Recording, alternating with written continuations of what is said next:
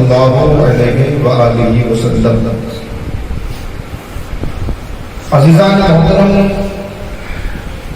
یہ جو تعداد میری نگاہوں کے سامنے ہے یہ تعداد انتہائی کم ہے۔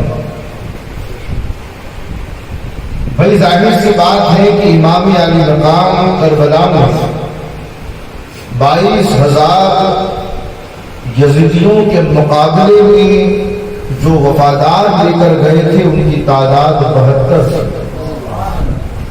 تو ہمارے سامنے بھی اس دور میں 22,000 کی تعداد موجود ہے، تو کم سے کم حسین کے 72 وفادار تو ہونی چاہیے یا نہیں؟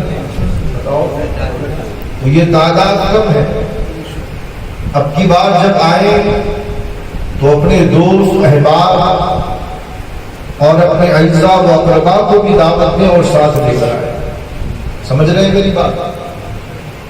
آئیے درود پاک پڑھیں، اللہم صلی علی سیدنا شفیعنا و مولانا محمد وعلی آل محمد وبارک وسلم، صلی علیہ وسلم وسلام علیہ یا رسول اللہ صلی اللہ علیہ وسلم۔ انتہائی سنجیدگی کے ساتھ میری گفتگو کو سماعت کیجیے گا، کیونکہ انشاءاللہ کل کی صبح ذکر امام حسین ہوگا اور ساتھ ہی ساتھ سیدی تاجدار اہل سنت قبلہ سید کاظم پاشا رحمۃ اللہ علیہ کا چہلم بھی ہے۔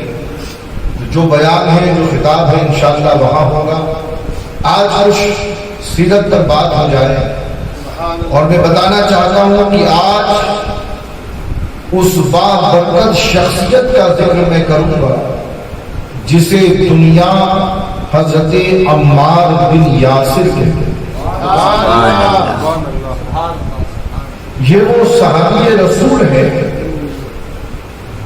آپ کی فضائل کچھ احادیث مبارکہ کی روشنی میں پیش کرتا چلتا تاکہ آپ کو اندازہ ہو جائے کہ حضرت عمار کا مقام بارگاہ رسالت میں کتنا بلند تھا۔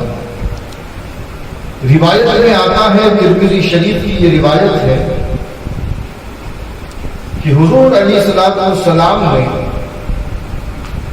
ایک موقع پر جب حضرت عمار بن یاسر رضی اللہ تعالی عنہ حضور کی محفل میں تشریف لائے ملاقات کرنے کو، تو حضور علیہ السلام نے اپنی زبان مبارک سے ارشاد فرمایا کہ اے لوگوں، اس طیب و مطیب کو یعنی خوب پاکیزہ اور صاف ستھرے شخص کو میرے پاس آنے دیں۔ سبحان اللہ، اور بلند آواز سے سبحان اللہ۔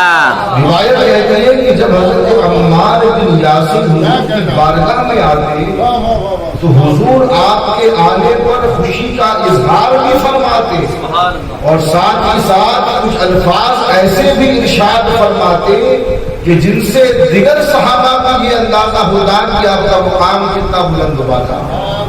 اب بارگاہ رسالت میں آئے اور حضور فرمائے کہ اس خوب صاف ستھرا اور پاکیزہ شخص کو آنے دو، تو بتائیں کہ اللہ کے رسول کی بارگاہ میں ان کا مقام کتنا بلند ہے۔ ایک اور روایت میں آتا ہے کہ حضرت عائشہ صدیقہ سلام اللہ علیہا بیان کرتی ہیں کہ اگر عمار بن یاسر کے سامنے دو چیزیں یعنی دو باتیں اگر پیش کی جائیں، ایک حق ہو اور دوسرا باطل، جب دو معاملے حضرت عمار کے سامنے آئے تو یہ جملہ حضرت عائشہ کا ہے، فرماتی ہے کہ عمار ہمیشہ حق کا ساتھ دے گا، عمار کبھی باطل کا ساتھ نہیں دے گا، عمار حق کا ساتھ دے گا۔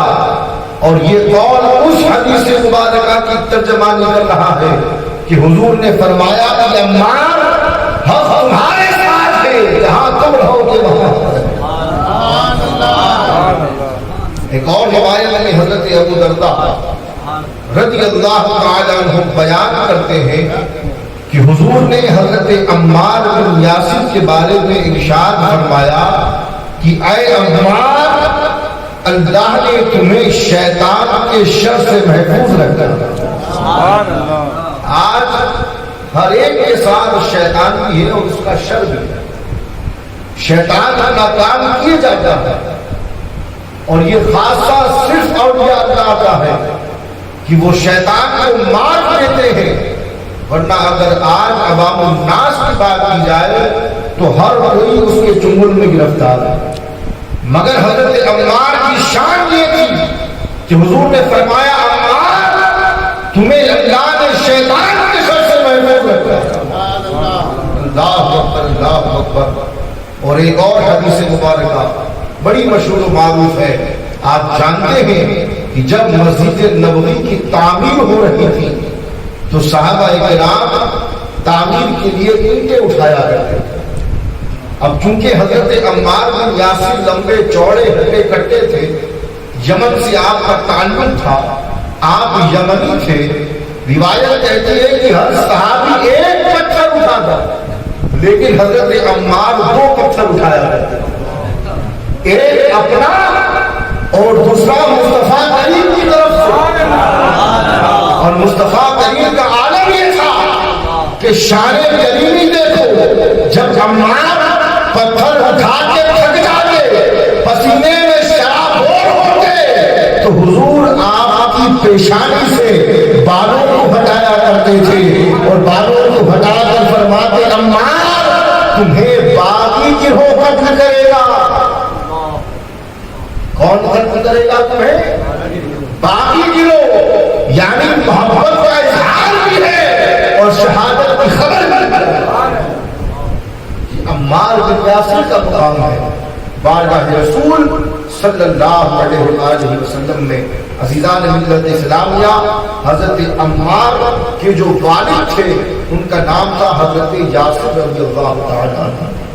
اور یہ حضرت عمار, حضرت یاسر اور حضرت عمار کی والدہ حضرت سمیہ, یہ اس دور میں ایمان لائے جس دور میں کلمہ پڑھنا یا کرنے کا اظہار کرنا سب سے بڑا جرم ہے. آپ تاریخ اسلام اٹھا کر کے دیکھو کہ جو صحابہ سابقون الاولون میں شامل ہوئے, جو بدری صحابہ ہیں, ان لوگوں نے اس دور میں اسلام قبول کیا ہے جس دور میں اسلام قبول کرنا یا اسلام کا اظہار کرنا کہ میں نے کلمہ پڑھ لیا ہے یہ سب سے بڑا جرم سمجھا جاتا تھا. اور کفار مکہ کا عالم یہ تھا کہ یہ صحابی رسول حضرت عمار جب اسلام لائے, اللہ اکبر, ظلم کی انتہا یہ تھی کہ آپ کو حضرت بلال کی طرح تپتی ہوئی ریت پر لٹایا, آپ کے بالوں میں آگ لگائی جاتی. اور روایت کے الفاظ ہیں کہ آپ کے پورے بدن پر یعنی لباس نہ ہوتا, آپ کا کھلا بدن ہوتا اور گرم لوہے کا لباس پہنا حضرت عمار کو صحرا میں چھوڑ دیا جاتا, ریگستان میں چھوڑ دیا جاتا. لیکن حضرت عمار کی شان دیکھیں کہ جتنا ظلم ڈھاتے تھے کفار اتنا جذبہ ایمانی بڑھتا ہی چلا جاتا.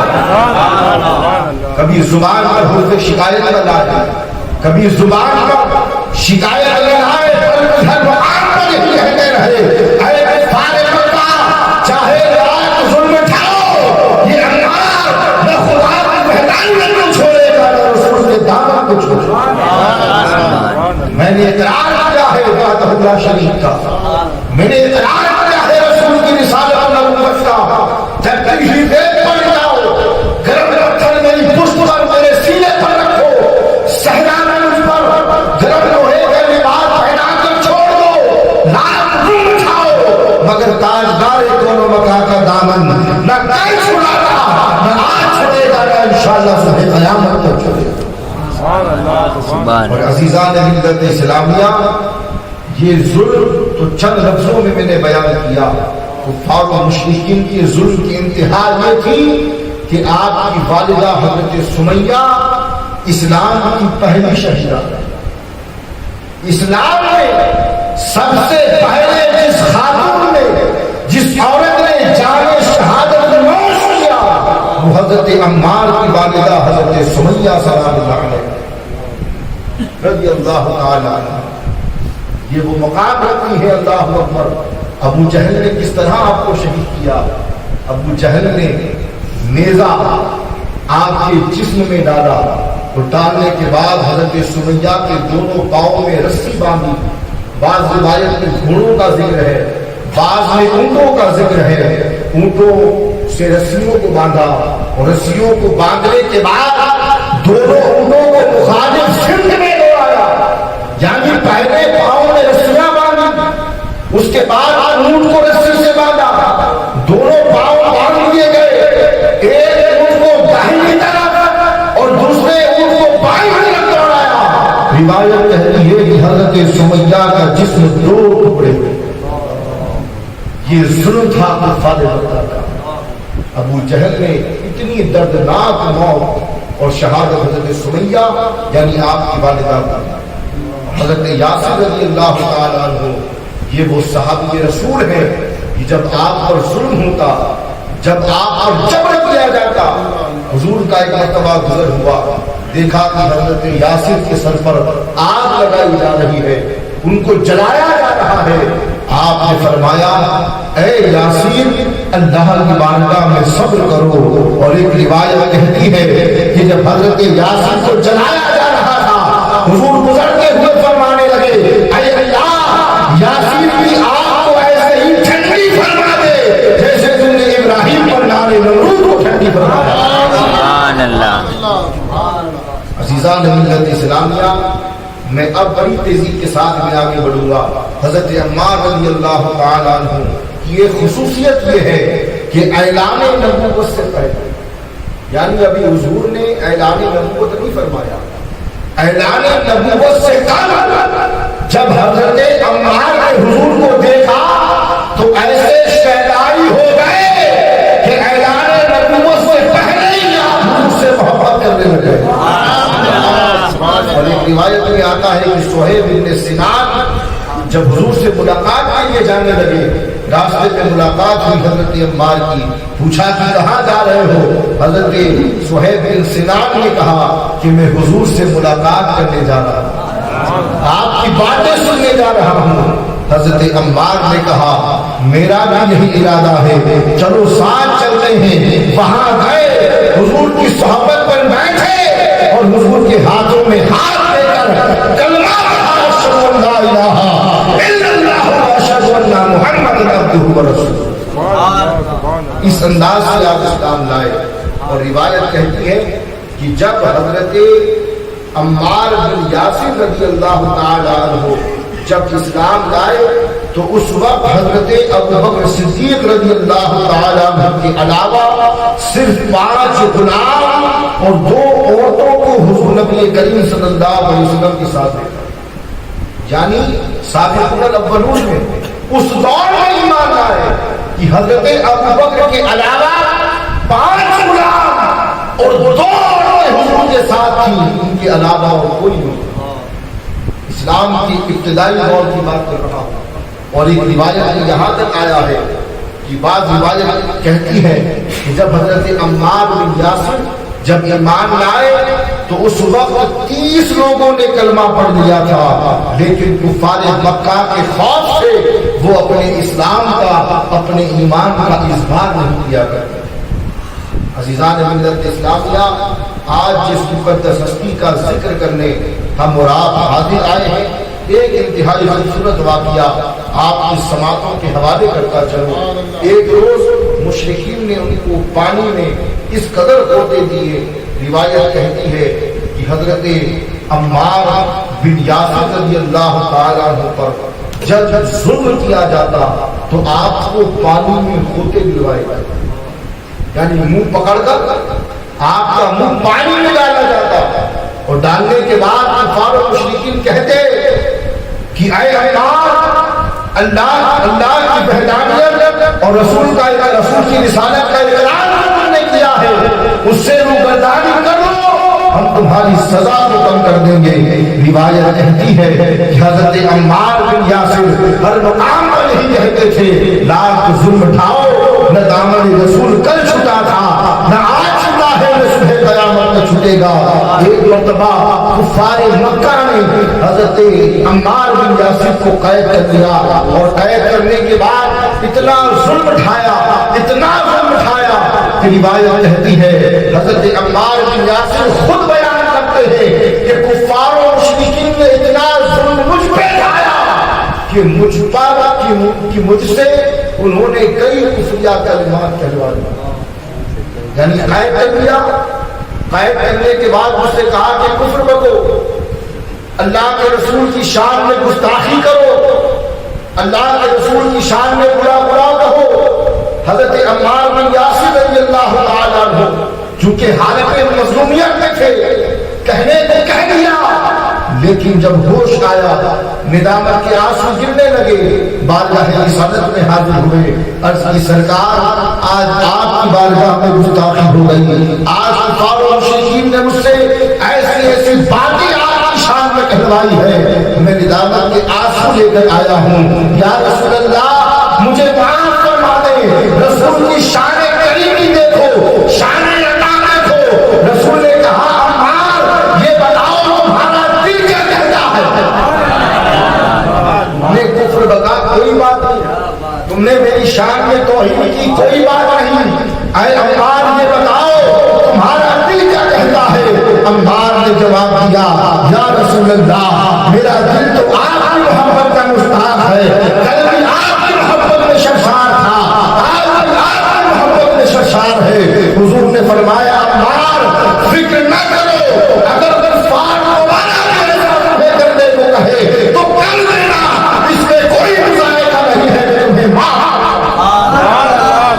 اسی پر قرآن کی آیت نازل ہوئی ومن کفر باللہ من بعد ایمانہ الا من اکرہ وقلبہ مطمئن بالایمان۔ اللہ رب العزت ارشاد فرماتا ہے کہ جو شخص ایمان لانے کے بعد خدا کا انکار کرے مگر وہ مجبور کیا گیا ہو اور اس کا دل ایمان سے مطمئن ہو تو اس کے ایسا کرنے میں کوئی مذائقہ نہیں اور اس کا کوئی مواخذہ نہیں ہوگا۔ یہ مقام ہے حضرت عمار بن یاسر کا، اور حضور نے جو حضرت عمار کے بارے میں یہ کہا تھا کہ اے عمار تمہیں باغی گروہ قتل کرے گا۔